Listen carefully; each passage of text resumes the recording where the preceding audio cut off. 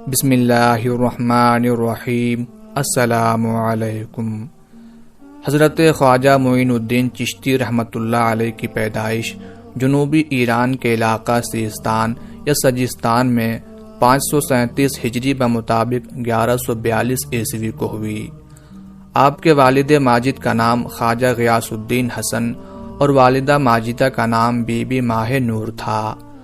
آپ نجیب الطرفین سید تھے۔ آپ کا سلسلہ نسب والد محترم کی طرف سے حضرت علی رضی اللہ تعالی عنہ سے جا ملتا ہے۔ جس زمانے میں آپ کی پیدائش ہوئی وہ زمانہ بڑا پرآشوب تھا۔ ہر طرف قتل و غارت گری کا بازار گرم تھا، خصوصاً سجستان کے حالات نگفتہ بھی تھے، جس سے تنگ آ کر آپ کے والد ماجد نے خراسان جا کر آباد ہونے کا فیصلہ کر لیا اور اپنے اہل و عیال کے ساتھ یہیں آباد ہو گئے۔ اس وقت آپ کی عمر 1 سال تھی۔ آپ نے متقی و پارسا والدین کی آغوش تربیت میں پرورش پائی تھی، اس لیے عام بچوں کی طرح آشنائے لہو و لعب نہ تھے۔ آپ کی ابتدائی تعلیم والد گرامی کے زیر سایہ ہوئی۔ 9 برس کی عمر میں قرآن پاک حفظ کر لیا، پھر ایک مدرسہ میں داخل ہو کر تفسیر و حدیث اور فقہ کی تعلیم حاصل کی اور بہت قلیل مدت میں کثیر علم حاصل کر لیا۔ جب آپ کی عمر 15 سال کی ہوئی تو والد کا سایہ سر سے اٹھ گیا۔ ابھی آپ کی یتیمی کا داغ دھلا بھی نہیں تھا کہ والدہ صاحبہ بھی داغ مفارقت دے گئیں۔ والد کے ترکہ سے آپ کو انگوروں کا ایک باغ اور ایک آٹا پیسنے والی چکی ملی تھی، جس کو آپ نے ذریعہ معاش بنایا اور خوشگوار زندگی گزرنے لگی۔ مگر اللہ تعالیٰ نے آپ کو اپنی مخلوق کے دلوں کی باغبانی کے لیے پیدا فرمایا تھا۔ چنانچہ حضرت خواجہ صاحب ایک دن اپنے باغ میں بیٹھے تھے کہ ادھر سے مشہور بزرگ حضرت شیخ ابراہیم قندوزی رحمۃ اللہ علیہ کا گزر ہوا۔ خواجہ صاحب نے انہیں دیکھ کر بڑی عقیدت سے سلام کیا اور باغ میں آنے کی دعوت دی۔ دعوت کا انداز کچھ ایسا تھا کہ شیخ صاحب انکار نہ کر سکے۔ آپ باغ میں داخل ہو گئے۔ خواجہ صاحب نے ان کو بٹھایا اور میٹھی انگوروں کے چند خوشے کھانے کے واسطے پیش کیے۔ حضرت نے انہیں کھا لیا، پھر اپنے تھیلے سے روٹی کا خشک ٹکڑا نکال کر خواجہ صاحب کو عطا کیا اور فرمایا، یہ فقیر کی مہمانی کا بدلہ ہے، اسے کھا لو۔ یہ کہہ کر اٹھے اور چل دیے۔ خواجہ معین الدین چشتی رحمۃ اللہ علیہ نے جیسے ہی روٹی کا وہ ٹکڑا کھایا، آپ کے دل کی دنیا بدل گئی۔ آپ کو احساس ہونے لگا کہ یہ دنیا اور اس کی تمام تر رعنائیاں ایک نہ ایک دن فنا ہونے والی ہیں۔ دوسرے دن آپ نے باغ اور چکی کو فروخت کر دیا اور اس سے جو کچھ آمدنی حاصل ہوئی اس کا کچھ حصہ اپنے اخراجات کے لیے رکھا اور باقی کو فقیروں میں تقسیم کر دی اور تلاش حق میں نکل پڑے۔ کئی مقامات سے گزرتے ہوئے قریہ ہرون پہنچے اور حضرت خواجہ عثمان ہرونی رحمۃ اللہ علیہ کے حلقہ ارادت میں شامل ہو کر اکتساب فیض کیا اور 20 سال سفر و حضر میں ان کے ساتھ رہے۔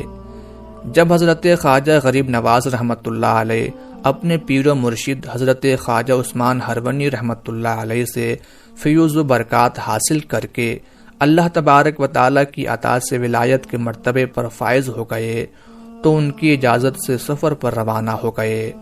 دوران سفر آپ رحمۃ اللہ علیہ جہاں بھی قیام فرماتے، اگر وہاں آپ رحمۃ اللہ علیہ کی ذرا بھی شہرت ہو جاتی تو کہیں اور تشریف لے جاتے۔ یوں مختلف مقامات سے ہوتے ہوئے آپ رحمۃ اللہ علیہ مکہ مکرمہ پہنچے اور کچھ روز وہاں قیام کرنے کے بعد مدینہ منورہ چلے آئے اور روضہ رسول صلی اللہ علیہ وآلہ وسلم کی زیارت سے مشرف ہوئے اور اس کے قریب مقیم ہو گئے۔ ایک روز خواب میں حضور اکرم صلی اللہ علیہ وآلہ وسلم کا دیدار ہوا۔ آپ صلی اللہ علیہ وآلہ وسلم نے فرمایا، بیٹا حسن، تم آج کے بعد سے معین الدین ہو، یعنی میرے دین کے مددگار ہو۔ جاؤ، ہم نے تمہاری ڈیوٹی ہندوستان میں لگا دی ہے۔ ہندوستان جاؤ اور لوگوں کو دعوت اسلام دو اور میرا کلمہ پڑھا کر میرا غلام بناؤ۔ حضرت خواجہ غریب نواز رحمۃ اللہ علیہ حضور نبی کریم صلی اللہ علیہ وآلہ وسلم کا حکم سنتے ہی وہاں سے تیار ہوئے، مدینہ منورہ سے ملک شام پہنچے، ملک شام سے ہوتے ہوئے بغداد پہنچے، بغداد سے ایران ہوتے ہوئے افغانستان پہنچے۔ افغانستان میں ایک علاقہ تھا جس کا نام سبزہ وار تھا۔ اس علاقے کا حاکم بہت ظالم جابر اور بد کردار تھا۔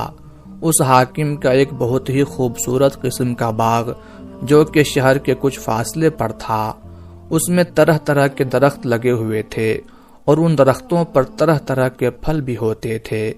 اس کے علاوہ بڑے پیارے پیارے پھولوں کے باغیچے لگے ہوئے تھے۔ جب شام کا وقت ہوتا تو ان پھولوں سے ایسی پیاری پیاری خوشبو آتی کہ انسان کی طبیعت میں سرور آ جاتا تھا۔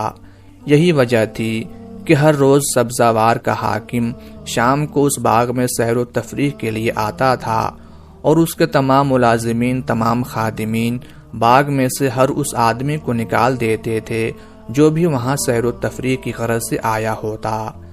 جب خواجہ معین الدین چشتی رحمت اللہ علیہ اس علاقے سبزہ وار میں پہنچے تو آپ رحمت اللہ علیہ اپنے مرید خاص حضرت قطب الدین بختیار کاکی رحمت اللہ علیہ کو ساتھ لیے اس باغ میں پہنچے۔